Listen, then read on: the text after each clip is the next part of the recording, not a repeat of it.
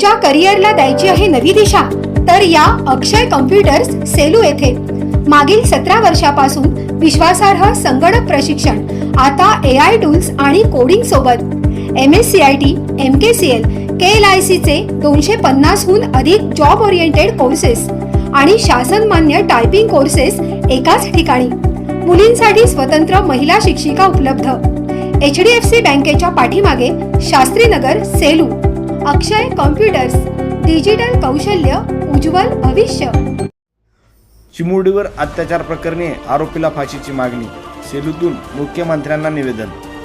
पुणे जिल्ह्यातील नसरापूर येथे लहान चिमुरड्या मुलीवर बलात्कार करून तिची निर्गुण हत्या केल्याप्रकरणी या घटनेच्या निषेधार्थ सेलू येथील नागरिकांना संताप व्यक्त करत आरोपीला तात्काळ फाशी देण्याची मागणी केली आहे. याबाबत सेलू उपजिल्हाधिकारी शैलेश लाहोटी यांच्या मार्फत मुख्यमंत्री यांना निवेदन देण्यात आले आहे. या निवेदनात नमूद करण्यात आले आहे की अशा प्रकारच्या अमानुष घटना वारंवार घडत असून त्यामुळे समाजात भीतीचे वातावरण निर्माण झाले आहे. विशेषतः पालक वर्गात मोठी चिंता पसरली असून मुलींच्या सुरक्षेबाबत प्रश्न निर्माण झाला आहे. कायद्यातील त्रुटींचा फायदा घेत आरोपी सुटतात अशी भावना नागरिकांमध्ये असून त्यामुळे गुन्हेगारीचे धाडस वाढत असल्याचे निवेदनात म्हटले आहे. अशा गंभीर गुन्ह्यामधील आरोपींना तात्काळ कठोर कारवाई करण्यात यावी, आवश्यक असल्यास एन्काउंटर किंवा फाशीची शिक्षा देण्यात यावी अशी मागणी करण्यात आली आहे.